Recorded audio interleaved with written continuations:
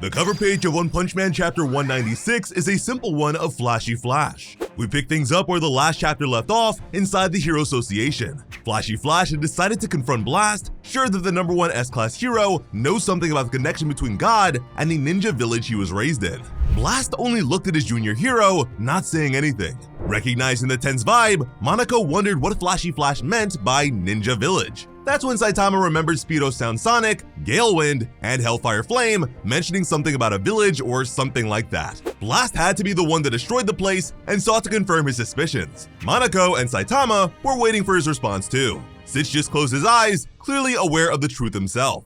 Blast took a seat. He couldn't blame Flashy Flash for holding a grudge since his home was destroyed. The ninja just scoffed. It was actually the opposite. He was relieved by it. Blast was intrigued by that. In fact, he was surprised that it took a man like Flashy Flash so long to realize the truth. He suspected that the shinobi must have really tried hard to completely forget about the place. At this point, Saitama was pretty lost and wanted a more thorough explanation. They all turned to Flashy Flash, waiting for him to elaborate. Flashy Flash let them all know that he grew up in the ninja village, which was pretty much a facility that trains people to become assassins. The place was deep in the mountains and further fortified from the outside world thanks to a barrier its founder had created. One coincidentally shaped like a box. 9 years ago, Flashy Flash fled from the village, and almost immediately afterwards, it was totally wiped out by someone. It seems like his escape compromised the facility. That's why every other ninja wants him dead. He didn't really care about the details of the event since he had already managed to liberate himself. But an important memory about the location came back to him recently. So while Saitama took 3 panels to find Monaco, Flashy Flash used that time to check things out, a speed that actually impressed Saitama. So just being around Saitama for a little while has clearly impacted Flashy Flash because he is already breaking the fourth wall too. Monaco then complimented him for not getting lost, which really pissed Flashy Flash off. They seriously will not let go of the whole Monster Association fiasco. When Flashy Flash finally returned to the village, it was thoroughly ruined. It looked like a big block of cheese. He stared at it for a while in surprise. Then he went inside and descended a ridiculous amount of stairs. But I guess for highly trained ninja, they're not so bad. He walked through a previously sealed gate that now had 2 huge holes through it with a no entry sign above it. A similar display of destruction would be found at the site he'd come to see. This was where one of the God Cubes that he and Sonic encountered as children was kept. When Flashy Flash saw all the spherical shapes carved out of the building, he instantly surmised that it must have been Blast's doing. He questioned if the man had attacked the village to get the cube. Again, Blast remained silent. It was thanks to dealing with his annoying upperclassmen, Gale Wind and Hellfire Flame, that he was finally able to put things together with his memories. This entailed the cube that had been enshrined, the facility itself, which had clearly been modeled after it, and one more thing, something that astonished both him and Sonic. They found a bizarre-looking man. It was the founder of their village who had been kept sleeping in a recovery capsule. He barely looked human at all. Even then, Flashy Flash wanted to confirm if the guy had been granted powers by God. Blast only maintained his silence for a little while longer, but finally, he admitted it. The founder of the ninja village was once his partner. The two of them used to hunt cubes together. Flashy Flash was shocked. The first time we heard about him was during the S-Class secret intel briefing, and just like we presumed, he had been corrupted by God's offer of power. But now, we finally have a better look at him. As a hero, his name was Empty Void. After he monsterized, he refused to use that name and apparently went by Batman in front of his disciples. Flashy Flash and Saitama dramatically repeated the villain's name, although Saitama thought of it as Boiled before being corrected by Blast.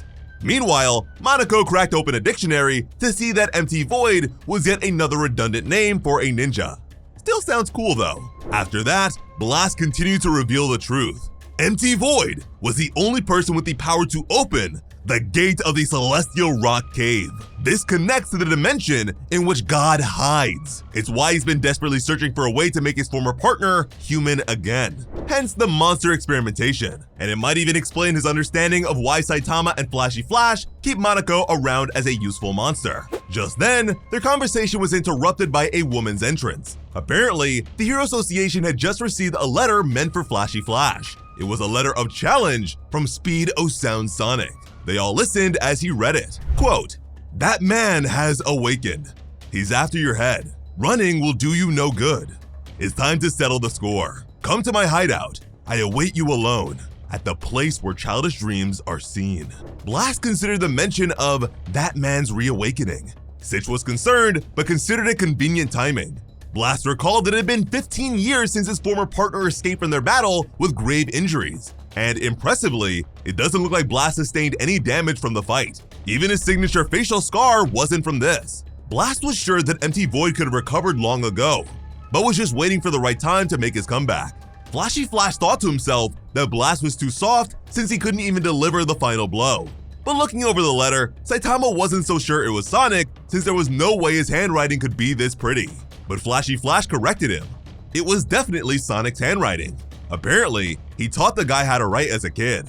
That just pissed Saitama off, since that could only mean that all the letters of challenge he received from the guy were just lazy scribbles. Flashy Flash looked at the letter again and focused on the final words. I await you alone, at the place where childish dreams are seen. Flashy Flash came to the conclusion that Sonic must have already fallen under that man's control.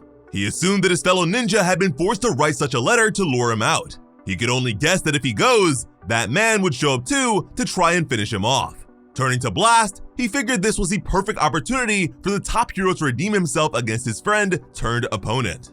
After that, they all immediately left Hero Association headquarters, but Flashy Flash stepped away from them. He insisted that there was something he needed to handle ahead of all this. For that reason, he wanted Blast to go to the hideout ahead of him.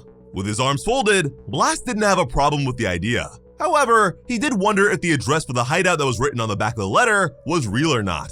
But Flashy Flash just nodded with confirmation. Monaco wondered if the fools remembered the fact that they're ninjas at all. From there, Blast turned to Saitama and asked that the other hero would be coming along too. Saitama dramatically allowed his cape to flow through the wind while agreeing to, since he had nothing better to do. With that, Blast warped the three of them away after telling Flashy Flash that he should hurry over there once he's done. Flashy Flash paused for a moment, then he left away with incredible speed. As he traveled, he recalled a conversation from his youth. He remembered Sonic mentioning the fact that Flash came to the village when he was a kid. Sitting around a campfire with the corpse of a giant bat monster and the village in the distance, Sonic confirmed that the time Flashy Flash spent in the outside world was keeping his current sense of self supported. On the other hand, someone like Sonic had actually been born inside the facility. He had been forced to live his life according to the training program from the very beginning.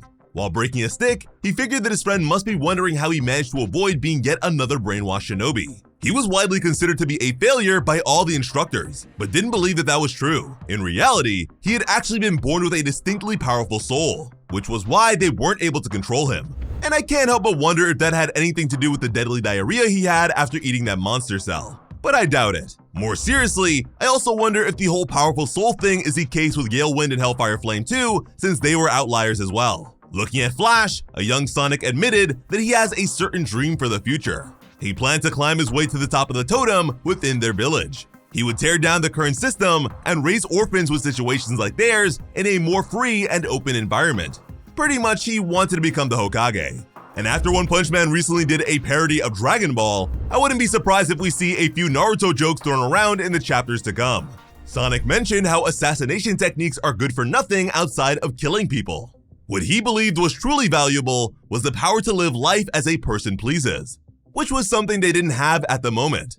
With a smile, he was sure that his buddy Flash would help out. After all, he could see that his friend's eyes looked a lot like his own. Pulling out a map, Sonic made it clear how much he'd been thinking about all this since he already had an idea for where the new village could be.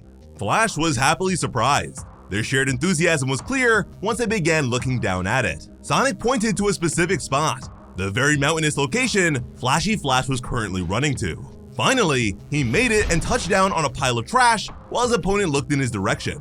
Sonic appreciated the fact that Flashy Flash actually bothered to show up. And fair enough. He thought that the Deep Sea King stood him up, and I'm sure Saitama doesn't really respond to the challenge letters he gets. With a glaring expression on his face, Flashy Flash recited the letter's final words about a place where childish dreams are seen. Sonic smiled a little after hearing that Flashy Flash remembered. Sonic explained that a few years ago, the road at the foot of the mountain was opened. It seemed as though a place in the mountains that was far away from prying eyes was a convenient place for industrial waste companies to dump their garbage. What they both stood upon were tons of illegal dumping evidence. Sonic smiled with the belief that this place was the perfect setting. He drew his sword, for the end of an achievable dream that is. Flashy Flash unsheathed his blade as well. We then dramatically received the name of the chapter, The Place Where Dreams End. Sonic's fights actually tend to be pretty entertaining, so against someone like Flashy Flash, this is bound to be epic. I'm honestly really fascinated by Sonic's growth over the course of the series. For him to clash against Flashy Flash and do well will be a major signifier, but I'm expecting Flashy Flash's thoughts on Blast's sentimentality to be turned around on him in the end here. And we still need to learn the exact details of his departure from the village. But you already know that we've got you guys covered when it comes to One Punch Man, so make sure you're here for all the action. As always, I'm SliceOtaku. Thank you all so much for watching and have an awesome day. I love you.